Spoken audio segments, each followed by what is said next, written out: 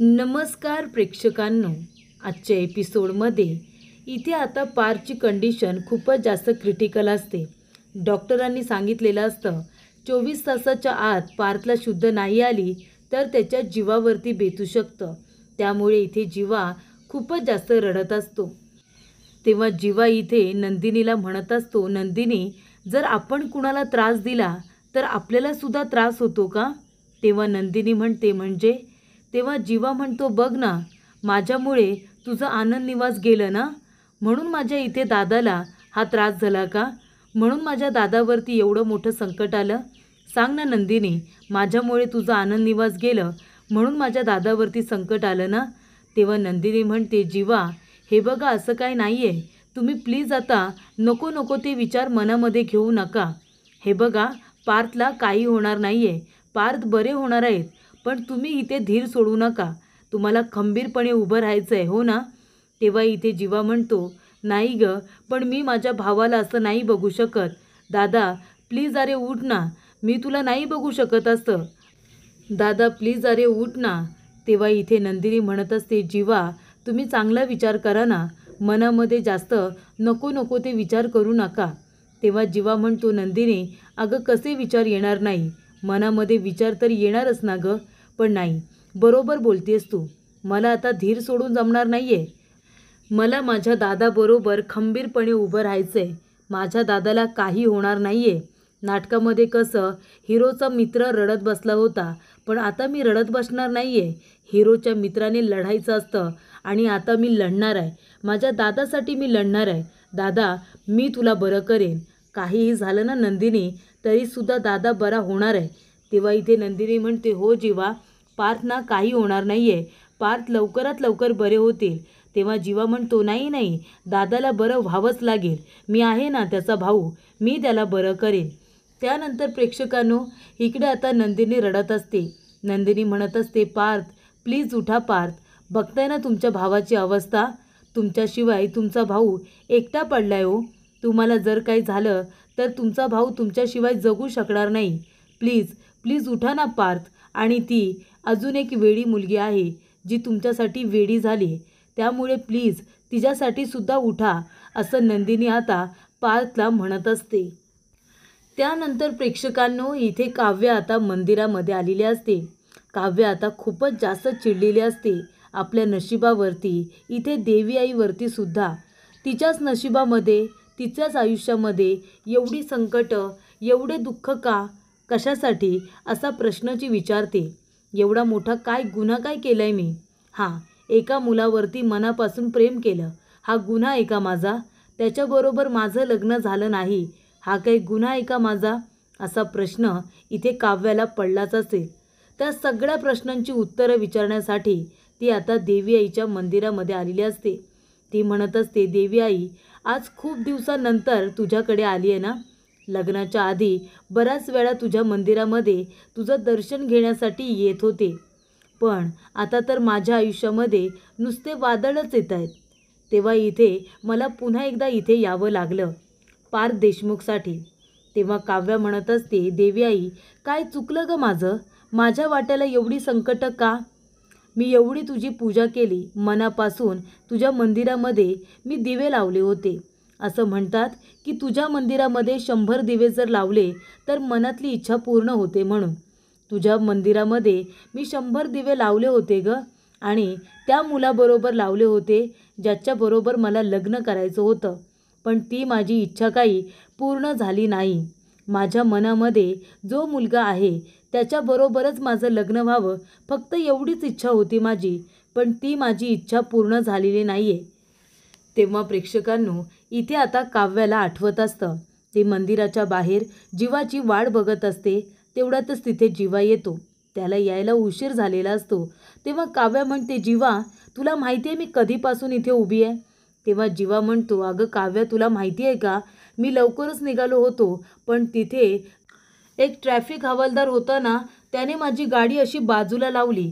तेव्हा काव्या म्हणते, जीवा, अरे गप्प बस रे तू, तुझी कारणं आहेत ना आता मला पाठ झालीत, नको सांगू मला तीच तीच कारणं. तेव्हा इथे तू आता दिवे आणलेस का?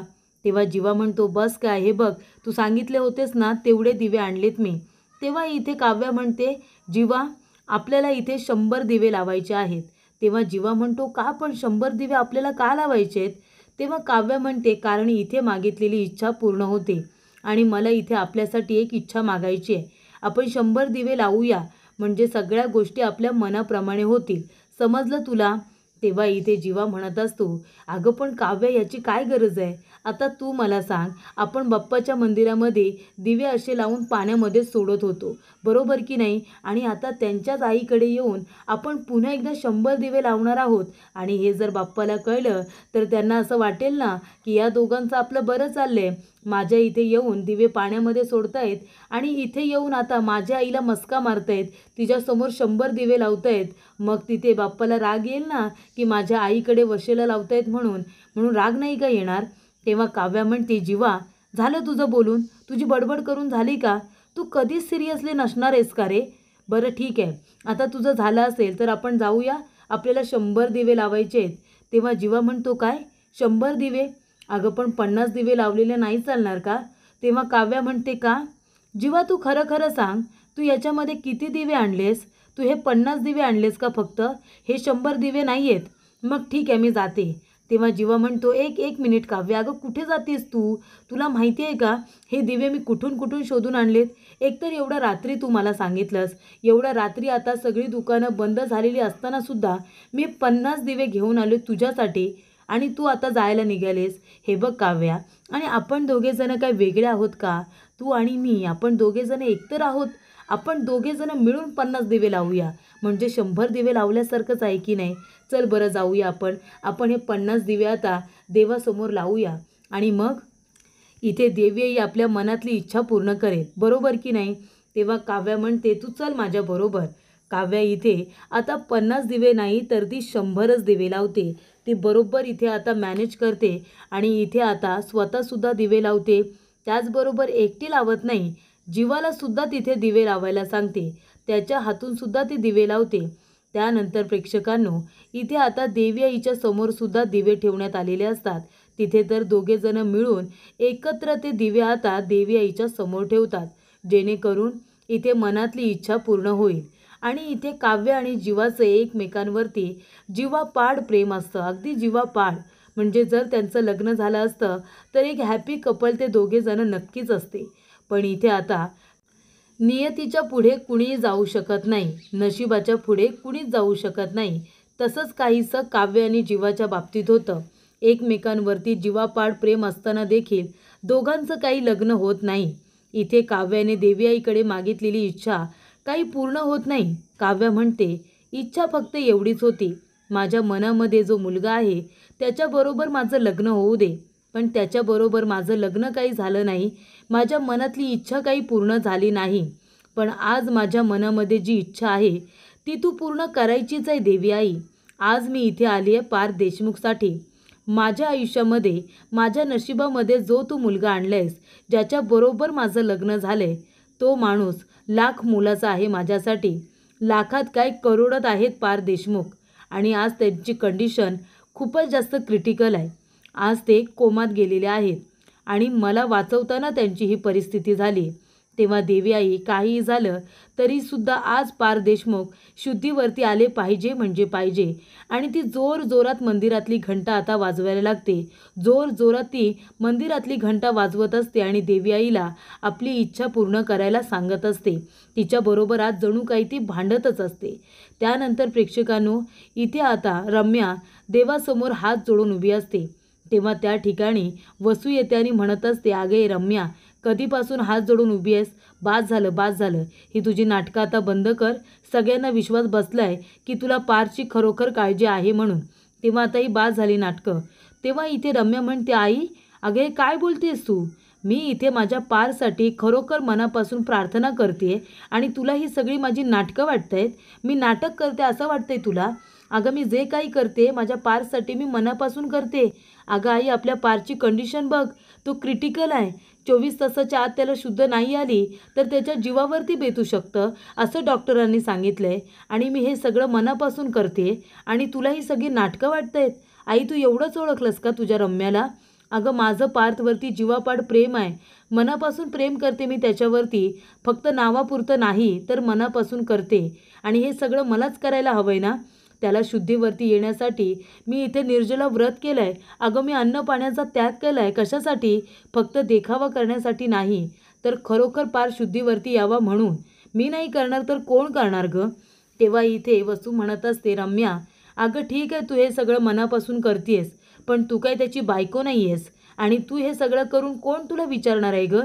शेवटीला पारच्या नावाचं मंगळसूत्र काव्याच्याच गळ्यामध्ये आहे ना. तेव्हा इथे रम्या म्हणते, आई अगं असू दे ना, किती दिवस असणार आहे त्या काव्याच्या गळ्यामध्ये पारच्या नावाचं मंगळसूत्र. माझं प्रेम इतकं मोठं आहे ना, की एक ना एक दिवस पार्थलासुद्धा माझ्या प्रेमाची किंमत कळेल. आणि मग त्या काव्याच्या जागी ना मी असेन आणि माझ्या गळ्यामध्ये पारच्या नावाचं मंगळसूत्र असेल. कळते का तुला आई? ती काव्या काही उपास तपास करणार नाही आहे त्याच्यासाठी, तिच्याने काही शक्य होणार नाही आहे. आणि इथे प्रेक्षकांनो, आता इथे काव्याने 100 दिवे लावलेले असतात. ती इथे अगदी मंदिराच्या पायऱ्यांपासून ते आतमध्येपर्यंत सगळीकडे आता दिवेच दिवे लावते. ती म्हणते, देवी आई तुझ्या मंदिरामध्ये 100 दिवे लावले की मनातली इच्छा पूर्ण होते असं म्हणतात. माझी एक इच्छा तर काय पूर्ण झाली नाही आहे, पण माझी ही इच्छा पूर्ण होऊ दे. पार देशमुख हे दिवे लावायच्या आधी शुद्धीवरती येऊ दे, असं काव्या म्हणत असते. त्यानंतर प्रेक्षकांनो, इथे विक्रम काका आता मानिनीसाठी गोळी आणि पाणी घेऊन येतात. तेव्हा मानिनी म्हणते, हे काय? तेव्हा विक्रम काका म्हणतात, मानिनी तुझ्या लक्षात नाही आहे पण माझ्या लक्षात आहे. अगं रात्रीची गोळी असते तुझी, ती तू खायला नको का? नाहीतर तुझ्या तब्येतीवरती परिणाम होईल त्याचा. हे बघ मला माहिती आहे गोळ्या घरी विसरलीस तू, पण माझ्याकडे गोळ्यांचा फोटो होता. मी केमिस्टमध्ये जाऊन तुझी गोळी घेऊन आलो आहे. हे घे बरं, आधी तू गोळी खाऊन घे, जास्त विचार करू नकोस. तेव्हा इथे मानिनी म्हणते, आहो विचार करू नको नाही तर काय करू? इथे माझी पारची अवस्था तुम्ही बघताय ना, क्रिटिकल आहे त्याची कंडिशन, आणि तुम्ही म्हणताय विचार नको करू. जोपर्यंत माझा पार शुद्धीवरती येत नाही ना, तोपर्यंत मला काही सुधारणार नाही आहे. त्यानंतर प्रेक्षकांनो, इथे मानिनी आता गोळी खाते. तेव्हा विक्रम काका म्हणतात, बरं वाटते आता तुला? ठीक आहेस ना? आणि विक्रम काका म्हणतात, मानिनी अगं हे काय चाललंय तुझं? खरंच मला काही कळत नाही आहे. अगं तू म्हणजे इथे सासू लोकांसाठी एक आदर्श आहेस. तुला माहिती आहे का, रोल मॉडेल आहेस तू काही लोकांची. अगं इथे सासू असूनसुद्धा तू तुझ्या सुनांबरोबर सासूसारखी वागत नाही, त्यांच्याबरोबर मैत्रिणीसारखी वागतेस. खरोखर तू तुझ्या सुनांना मुलगी मानलंस. आणि आता मी असं बघतोय तर तू इथे काव्याबरोबर ज्या पद्धतीने वागतेस बोलतेस, हे मला काही कळतच नाही आहे. नक्की काय चाललं आहे तुझ्या मनात? का अशी वागतेस तू? तेव्हा इथे मानिनी म्हणते, काय करू? सांगू का यांना सगळं? तेव्हा विक्रम काका म्हणतात, नक्की काय घडले सांग ना. हे बघ तू माझ्यापासून कुठलीच गोष्ट लपवत नाही. आपला बॉन्ड इतका स्ट्रॉंग आहे, इतका ट्रान्सपरंट आहे की आपण आत्तापर्यंत एकमेकांपासून एकसुद्धा गोष्ट लपवलेली नाही आहे.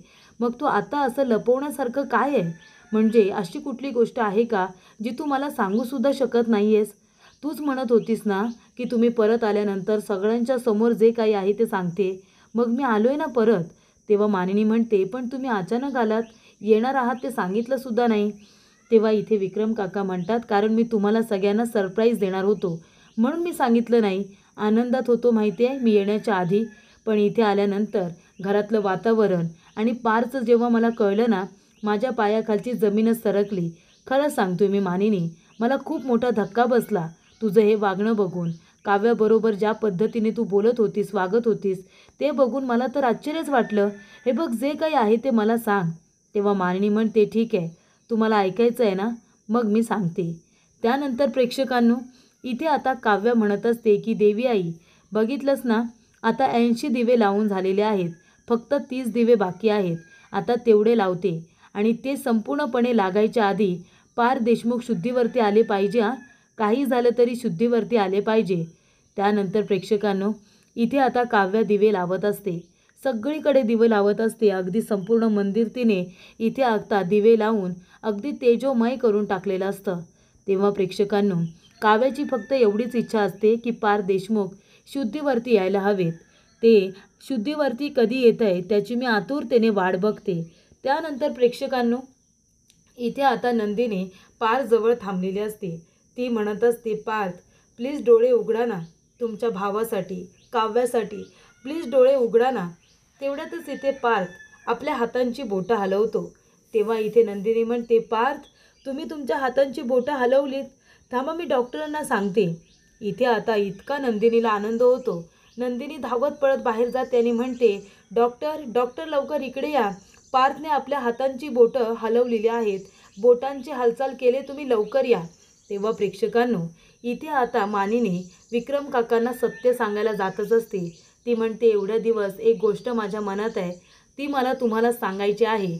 आणि ती म्हणजे तेवढ्यातच तिथे वसू आत्या येते आणि म्हणत असते, अगं मानिनी, अरे विक्रम, आपला पार्थ आहे ना, तो शुद्धीवरती येतोय, त्याने बोटांची हालचाल केली. आता मला नंदिनीने सांगितलं आणि ती डॉक्टरांना सुद्धा सांगायला गेली आहे की इथे पार्थने बोटांची हालचाल केली म्हणून आपला पार्थ शुद्धीवरती येतोय. रम्या, अगं तू इतका उपास तापास केलास ना, इतकी प्रार्थना केलीस, देवापर्यंत ती नक्की पोचली. बघ ना, आपला पार्थ शुद्धीवरती आला.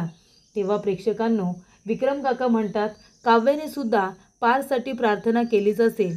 काव्यासुद्धा पार्थसाठी इथे काही ना काहीतरी प्रयत्न करत असेल. मला माहिती आहे ना, काव्य आपल्या पार्थसाठी काही करू शकते.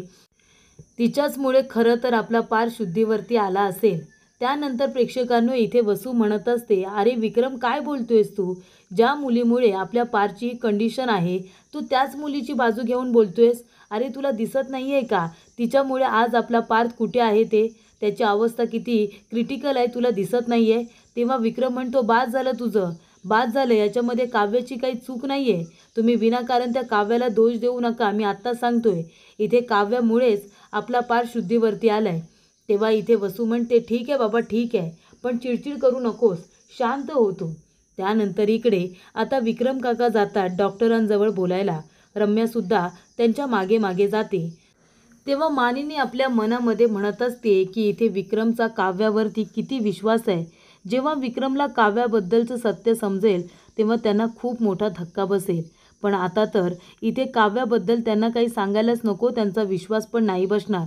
इथे आता काही सांगायला नको, ही ती वेळ नाही आहे, असं मानिनी काकू म्हणतात. तेव्हा प्रेक्षकांनो, इथे आता काव्या म्हणत असते की आता फक्त 3 दिवे उरलेले आहेत. हे एकदा का 3 दिवे लावले ना, त्याच्या आधी पार्थ देशमुख शुद्धीवरती आले पाहिजे. देवी आई, काही झालं तरी पार्थ देशमुख शुद्धीवरती आले पाहिजे म्हणजे पाहिजे. आता फक्त 3 दिवे उरलेले आहेत. तेव्हा इकडे काव्या म्हणत असते, पार्थ देशमुख कधी एकदा शुद्धीवरती येत आहेत याची मी आतुरतेने वाट बघते. पार्थ, तुम्हाला माहिती आहे ना, तुम्ही मला म्हणायचात की 11-11 झालेले आहेत एंजल नंबर. तुम्ही लवकरात लवकर तुमच्या मनामध्ये जे काही आहे त्याची विश मागा. तुम्हीच मला ही आठवण करून देता ना, मग मला आता आठवण करून कोण देईल? तेव्हा तुम्ही लवकर बरे व्हा आणि लवकर घरी या, मग मलासुद्धा विश मागण्यासाठी कुणीतरी आठवण करून देईल ना. पार्थ देशमुख, तुम्ही लवकर शुद्धीवरती या, असं ती म्हणत असते आणि मनापासून पार्थसाठी प्रार्थना करत असते, दिवे लावत असते.